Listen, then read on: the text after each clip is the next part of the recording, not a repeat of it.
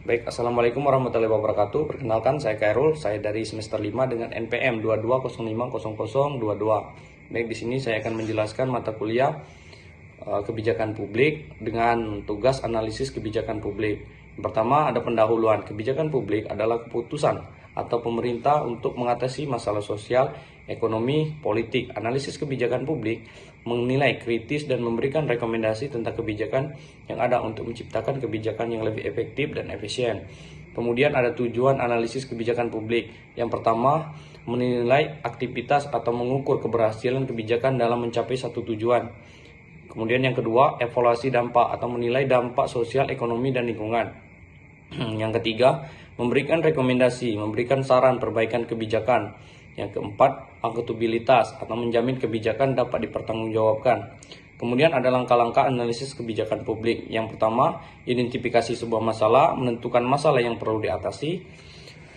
Kemudian menyusun tujuan, merumuskan tujuan kebijakan yang spesifik dan terukur. Kemudian pengumpulan data, mengumpulkan data melalui riset, wawancara, dan survei.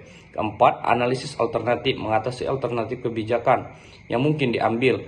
Yang kelima, evaluasi kebijakan, menilai kebijakan dari sisi biaya, manfaat, dan dampaknya. Kemudian yang keenam, rekomendasi, memberikan rekomendasi kebijakan yang lebih efektif. Kemudian ada metode-metode analisis kebijakan publik.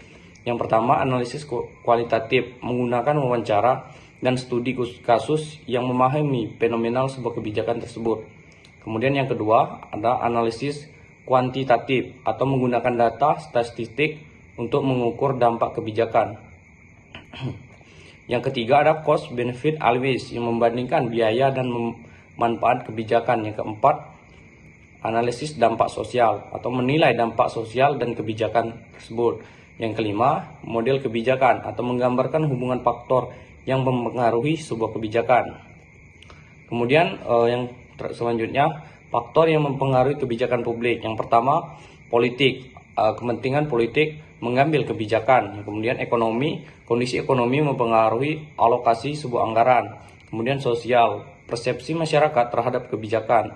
Kultur, yang keempat kultur, nilai budaya yang mempengaruhi penerimaan kebijakan.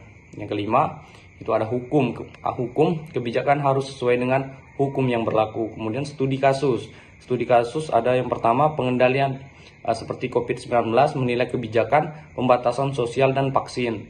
Kemudian yang kedua, subsidi energi, evaluasi dampak subsidi BBM terhadap anggaran dan ketimpangan sosial.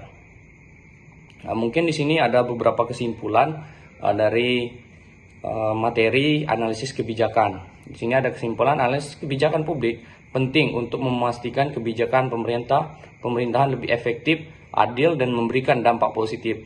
Dengan analisis yang tepat mengambil kebijakan dapat membuat keputusan yang berbasis data dan mempertimbangkan berbagai faktor.